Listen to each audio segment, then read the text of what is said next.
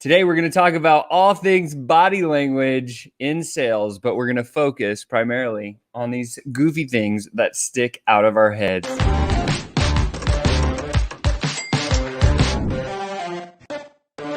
What's happening, Sales Ascender? I'm back at you with another high-ticket tune-up. Today, we're diving back into body language with body language about the ears. Body language in sales regarding the ears. Why are the ears so valuable? Why are they important? What do they even mean, right? As we dive into this, there's a couple of things that we should start. So let's just get into it. First of all, if you find value in this, make sure and smash that like button, hit the subscribe.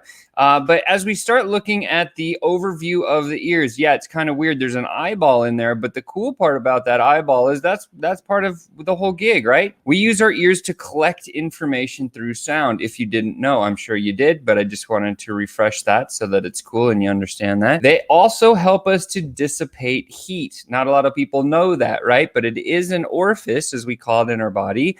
And when we have an orifice, when we get overheated, those are the fastest escape paths for heat, right? So we lose heat out of our head, out of our eyes, out of our nose, out of our majority comes out of our mouth, but then our ears as well.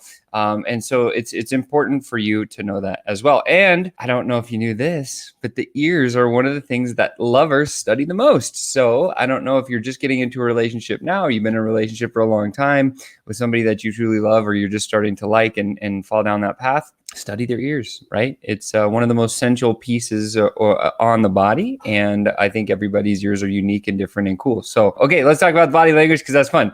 First of all, let's get into pulling or massaging. This is a little bit more sensual when one person's doing it to another person. However, I am specifically referencing when a prospect is going to start doing this, or they'll start moving their ears, or they'll tweak them, or something like this. They'll start pulling on them. They'll start massaging a little. What does this mean? Well, this is a soothing effect. So if you're in a conversation and you see somebody start to go like this, it means they're trying to soothe themselves, self-soothing, and it relieves stress. As a sales professional, what we want to do is be like, oh, wait a minute. That's an indicator that I'm probably stressing this person out, or maybe there's something else going on in their world that's stressing them out.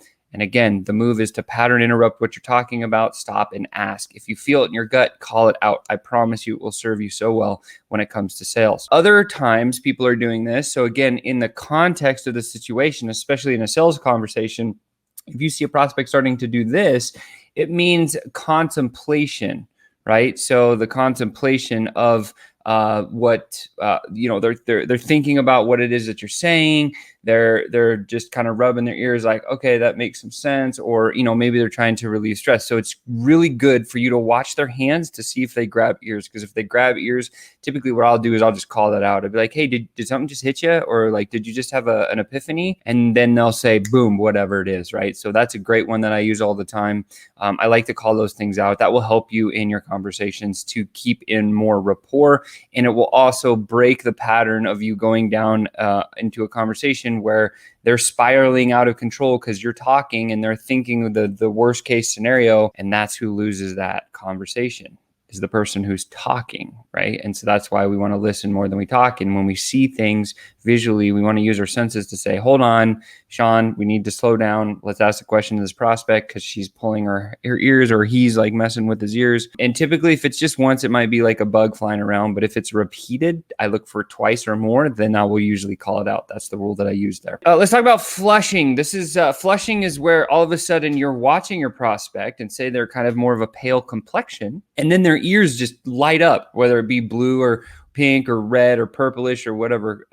When you see this is another indicator that can mean, again, somewhat contextual, but sometimes this is caused by anger. So if you're having a mid-conversation, everything's great, all of a sudden you see the person's ears turn. I remember I was in a sales conversation. I'll never forget this. This dude, he was a big outdoors bicyclist, I should say, and very sharp. And he was a supply chain manager. And I walked into his office, and I remember we got into this great conversation. I was actually selling electronics at the time, and we were going down this path. And all of a sudden, somebody came into the office, and they just barged in. And he was so into our conversation, and so was I, because it was a great conversation. conversation, but instantly, because I was watching him and I didn't see the person come in, I saw his ears light up red. And I was like, what does that mean? Because I'd never seen that before. And then someone came in and then he just straight up, his whole mantra shifted and he became this angry guy.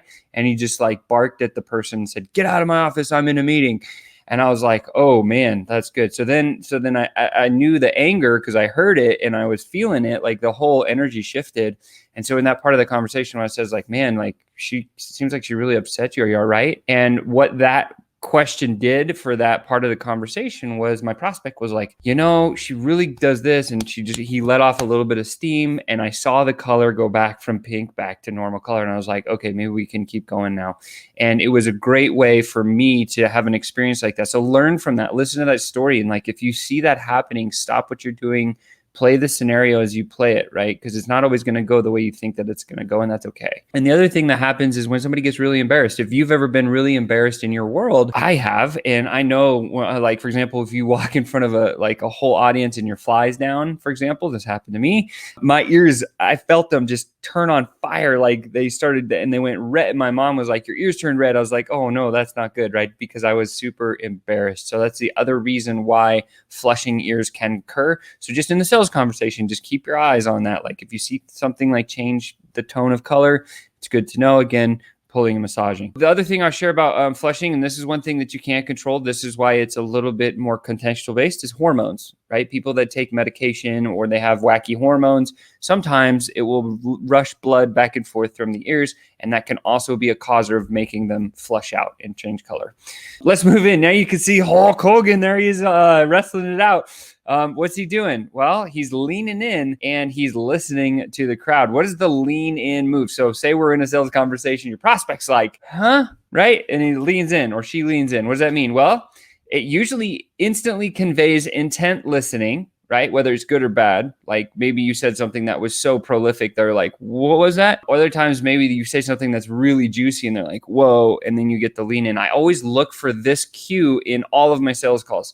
I call it the lean in because I know when somebody leans in, I got them, right? And it's another tactic you can use against your prospects. See, because people love secrets. And so if I was like, hey, listen, check this out. Like, and you hear my voice go down using the ears, right? We use our voice to come down. We share a secret with somebody, instant rapport. Instantly, that person feels like, oh man, this person trusts me and loves me. So that move is a very powerful sales move. If you've never used this before, I encourage you to deploy it at one time or another. Just try it. But hey, can I tell you a secret? Do that move. It will change your game. I promise. I do it from time to time. I don't use it sparingly. It is a great sales technique.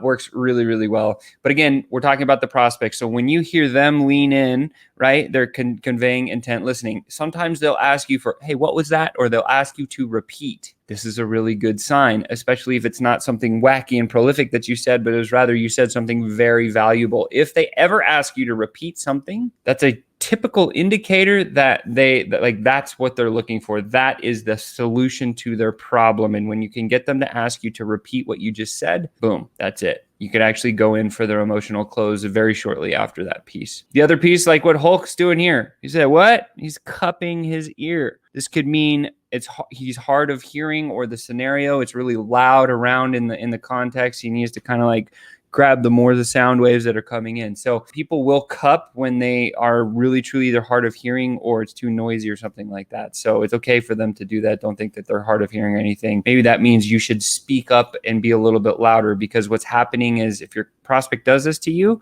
it means that you're probably too soft-spoken. You should raise the tone of your voice so that's loud, or the volume, I should say, not the tone, but the volume of your voice, so they can hear you across the table. It's on you as the sales professional to adapt to make sure that your prospect doesn't have to work very hard to receive the message that you're sharing with them. Okay, moving on is the ears, right? Let's talk about the ears and ornamentation, right? So, or like big old earrings you can see in this this GIF here from Schitt's Creek. This is typically earrings. There's people put the big gauges in their ears. They got the big loops. If you go to countries like Africa, they have the huge rings and they stretch those out. It's always cultural specific. And what it means, it communicates a few things. Number one, it communicates status, right? If you see the princess of England wearing big ass diamonds, you're going to be like, wow, she seems wealthy. Those are big, expensive, fancy earrings. She must be high class, right? So that's a status move. That's what earrings could represent. Courtship availability is another one. When you see chicks twirling the earrings, right? And this is mainly for girls. If you're a guy looking for girls, if they start playing with their ears or their earrings, this is a good idea. That means, hey, they're available. That's usually what that indicates. It can identify you with a group of people. A lot of people have certain earrings or different cultural markings on the ears that will identify them into some sort of a group or something like that too. This gives us insight. As we're sales professionals, we want to look at these things as clues to understand the bigger picture, because if we're trying to understand, the main thing we need to understand in a sales conversation is three things. Number one, do they have the problem that you solve?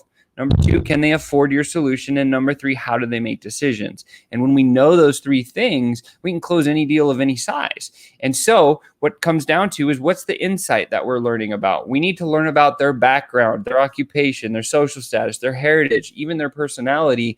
And we can see that just visually, because people will wear stuff on their ears. It's usually a great pattern interrupt, conversation starter. If you need icebreakers, it's an easy place to go. We can talk about earrings all day long. It's an easy thing. It's a neutral topic. And so we want to understand how people, where they came from. Why is the background important? Because now we understand how they make decisions, right?